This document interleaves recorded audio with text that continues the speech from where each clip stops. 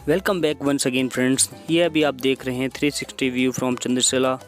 चंद्रशिला से जब चारों तरफ हम देखते हैं तो ऐसा प्रतीत होता है जैसे कि सारे पहाड़ जितने भी हैं वो हमसे सब नीचे हैं और एकदम मंत्र मुग्ध कर देने वाला दृश्य होता है। और जो फीलिंग आती है वो अलग ही लेवल की फीलिंग आती है जो यहाँ पर आकर ही महसूस हो सकती है। तो हम तुंगनाथ तक की ट्रैक करने के बाद अब हम चंद्रशिला के लिए निकल चुके हैं, जो कि यहाँ से अप्रॉक्स 1 किलोमीटर है। रास्ता पत्थरनुमा ट्रैक है जिस पे हमें चल के ऊपर तक जाना है और हम यहाँ से निकल चुके हैं। मैं एक अपडेट देना चाहूँगा आपको फ्रेंड्स कि जब आप गूगल मैप्स पे चौपता सर्च करेंगे तो वहाँ पर आपको किसी और जो रुद्रप्रयाग के पास चौपता है वहाँ पर ले जाएगा। तो मैं आपको एडवाइस दूंगा कि आप चौपता तुंगनाथ ट्रैक या चौपता मिनी स्विट्ज़रलैंड करके आप सर्च कर सकते हैं, जो आपको सही लोकेशन पर पहुँचाएगा। तो रास्ता काफ़ी ऊबड़ खाबड़ और आप देख सकते हैं एकदम रिस्की ट्रैक है। अगर थोड़ा सा भी पैर फिसला तो सीधे बहुत नीचे गहरी खाई है और यहाँ पे पानी अगर थोड़ा बहुत भी फैल जाता है या रिश्ता हुआ कहीं से आता है तो वो सीधा बर्फ़ का रूप ले लेता है। जैसा कि आप देख सकते हैं एकदम वो पानी बर्फ़ बन जाता है। तो हम अब निकल चुके हैं ऊपर के लिए। हमें यहाँ से चोटी दिखाई तो नहीं दे रही अभी, लेकिन अभी अप्रोक्स 20 मिनट की और हमारी ट्रैक होगी। ये जो आपको शॉर्टकट्स दिख रहे हैं ये शॉर्टकट से भी जा सकते हैं और एक पाथ भी बना हुआ है पत्थरोनुमा, उस पर भी चल के जा सकते हैं। बट शॉर्टकट लेना यहाँ पे बहुत आसान रहता है क्योंकि उस पर चलने में कोई दिक्कत नहीं होती, आप सीधा चढ़ सकते हैं। चढ़ाई एकदम सीधी खड़ी है। हमारे तरुण भाई यहाँ और सीधा चल के ऊपर तक आ रहे हैं और मैं जब भी चारों तरफ देखता हूँ तो यहाँ से जाने का दिल ही नहीं करता।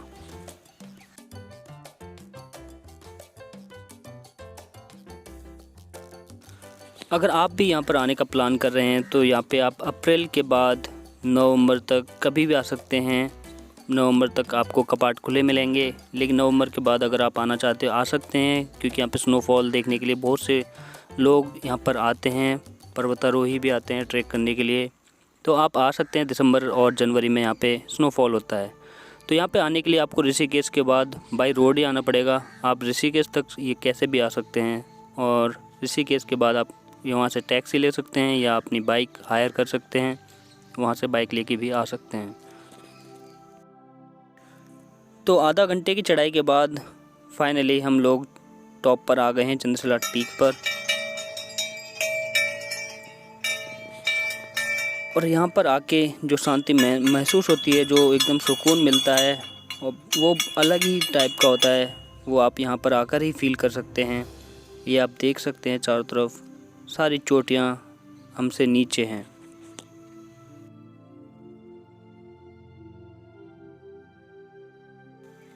तो यहाँ के बारे में जो कहानी है वो ये है कि माता पार्वती जी ने भगवान शिव को प्रसन्न करने के लिए इसी पीक पर बैठकर जप किया था।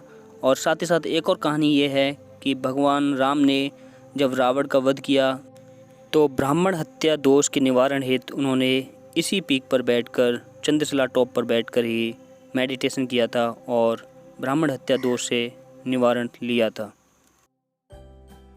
तो हम लोगों ने 11 बजे अपनी तुंगनाथ ट्रैक की चढ़ाई स्टार्ट की थी। जो ट्रैक स्टार्ट की थी 11 बजे की थी और हम 12:30 बजे तुंगनाथ मंदिर पर पहुंच गए थे। वहां पे आधा घंटा वेट करने के बाद 1 बजे वहां से चले और 1:30 बजे हम आधा घंटे में इस चंद्रशिला टॉप पर आ गए हैं। तो अभी 2 बज रहे हैं और यहाँ भी हमें आधा घंटा हो गया है, बट यहाँ से जाने का मन नहीं कर रहा है। पहाड़ देखकर चारों तरफ ऐसा लग रहा है कि यहीं पर आकर बस जाएं। बट अभी हमें यहाँ से निकलना पड़ेगा क्योंकि हमें आज हमारा जो प्लान है कि हम आज यहाँ से निकल के सीधा मंडल गोपेश्वर होते हुए चमोली की वाया हम पहुँचेंगे जोशीमठ। और जोशीमठ में आज रात रुकने के बाद हम कल अपनी यात्रा स्टार्ट करेंगे बद्रीनाथ जी के लिए बाइक के द्वारा। तो जब भी हमें मौका मिलता है हम इन खुशी के पलों को अपने कैमरे में कैप्चर करने की कोशिश करते हैं और कैद करने की कोशिश करते हैं। बट कैमरे क्वालिटी और यहाँ की रियल जो ब्यूटी है वो जस्टिफाई कैमरा नहीं कर सकता है। आप यहाँ पर आइए और यहाँ की ब्यूटी को देखिए और अपने मन को एकचित्त कीजिए। तो फाइनली यहाँ पर हम थोड़ा वेट करने के बाद निकलने की तैयारी कर रहे हैं। उतरते कैसा लग रहा है, दौड़ रहे हैं और हवा भी काफ़ी ठंडी चल रही है।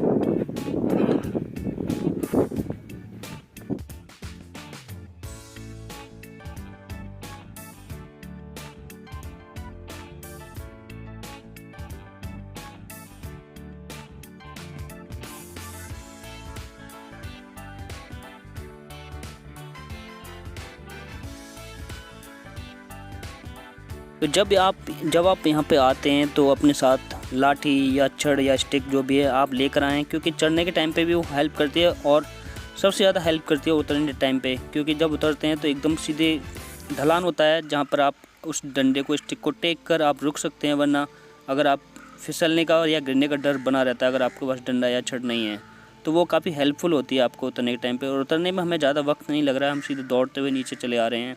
मुझे लगता है कि हम 1 घंटे में हम नीचे तक पहुंच जाएंगे।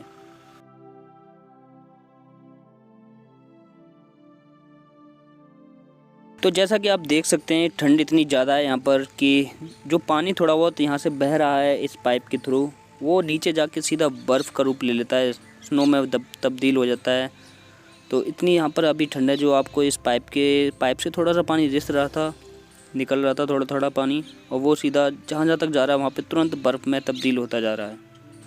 अगस्त सितंबर के महीने में यहाँ की हरियाली, ये सारे जितने भी बुग्याल हैं, जो भी आपको मैदानी क्षेत्र दिख रहा है, और पहाड़ भी सारे हरे भरे हो जाते हैं और यहाँ की खूबसूरती में 4 चांद और लगाते हैं। तो फाइनली अभी आप नीचे देख रहे होंगे वो गेट आ गया है जहाँ से हमने ट्रैक स्टार्ट की थी, और अभी बज रहे हैं 3।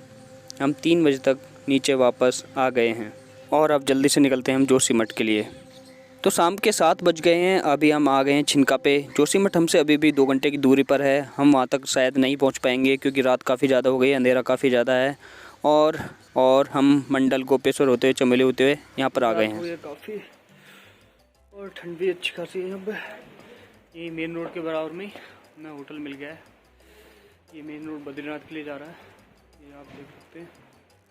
इसके बराबर में ये एक होटल है, ये होटल हमें मिल गया है। मैं आपको इसका व्यू दिखाता हूँ। अच्छा खासा रूम है, 5-6 बंदे आराम से सो सकते हैं, 5-6 बंदे आराम से सो सकते हैं। लाइट वाइट वॉशरूम सब ठीक है। रूम के बाहर से ये है